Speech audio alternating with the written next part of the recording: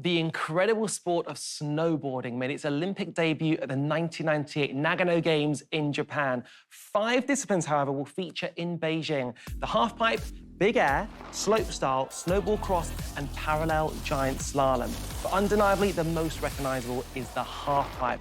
And in Pyeongchang 2018, history was made in both the men's and women's halfpipe final. First up, Chloe Kim, a then 17-year-old, nailed back-to-back 1080s, the first ever woman to do that in a halfpipe competition. What a moment that was.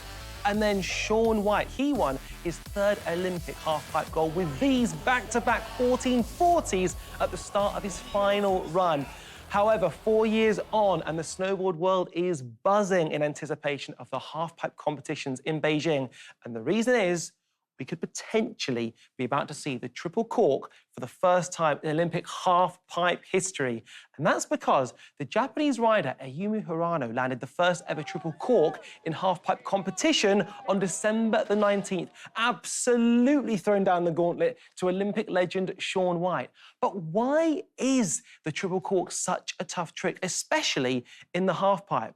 Well, fortunately, I've got just the man to help explain why.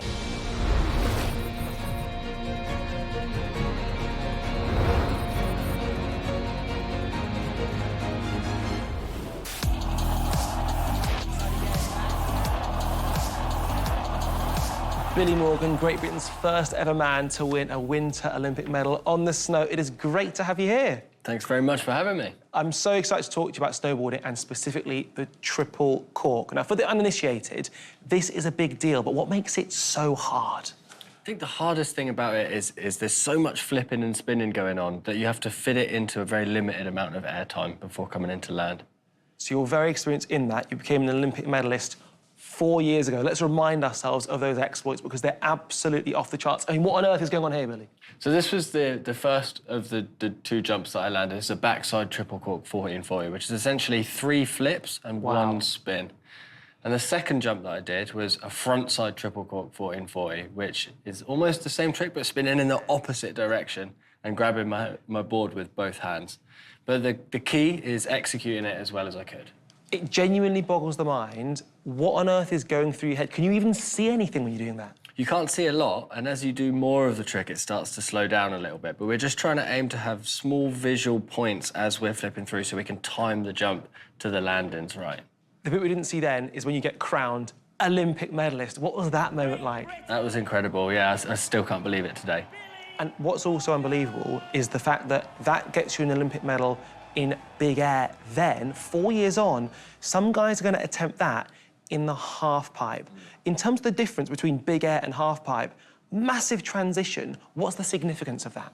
So in the big air, we have a huge run-in, so we have as much speed as we like. In the halfpipe, they don't have that luxury. They have to carry their speed through the flat bottom and the transitions to have enough airtime to complete the trick.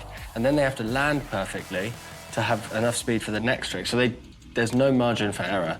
It really is off the charts, but seeing it here from this spectator standpoint is one thing. How about we go inside a halfpipe to possibly experience it close up? Let's do it. Let's go.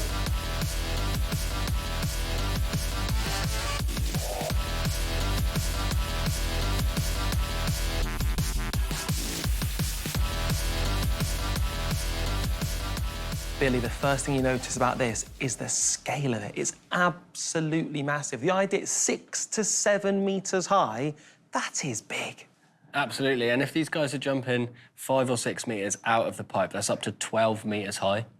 And when you talk about that, I guess there's a proper danger element to this because, as we can see there, when it goes well, it looks majestic. But if it goes wrong, it could hurt. Yeah, that's right. You know, like I said, these guys are riding on the limit, and if they get their trajectory a little bit wrong, they'll either land on the coping or in the flat bottom, which isn't a good day in the office. No, it isn't. So you've got the trajectory, you've got the preciseness, the margin for error, the speed you're trying to carry, all whilst attempting something like a triple cork. I mean, even the name triple cork, where does that come from?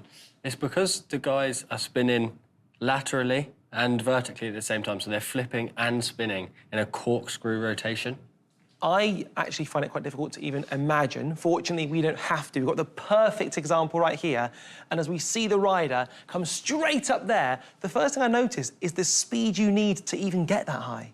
Yeah, these guys are carrying as much speed as they can through the flat bottom. And when they get to the lip, they're generating all the rotation that they need to complete the trick. And we've paused it there for a very specific reason. It's the head position. Why is that head position so significant? So when the rider's head dips below their snowboard, that makes it count as a cork. If they stay upright, it's a flat spin.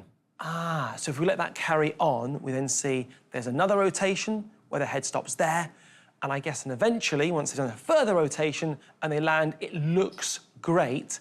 Is there any fear of potentially getting lost in this move? Because there's a lot going on. Yeah, absolutely. You can get lost, and that's often when injuries happen. But we have the blue lines to help give us visual, especially when it's flat light.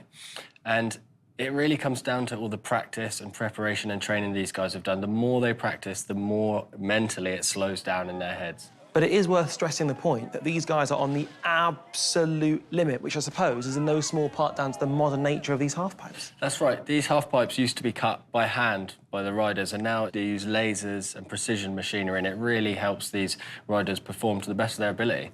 So 4 years ago, mate, you were getting ready for one of the biggest races of your life.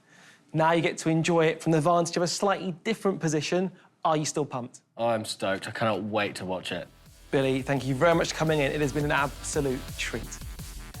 Well, you're going to be seeing a lot more of this man during the games, as he'll be providing expert analysis throughout the snowboarding coverage. But the question we all want the answer to is, will we see the triple cork for the first time in Winter Olympic history?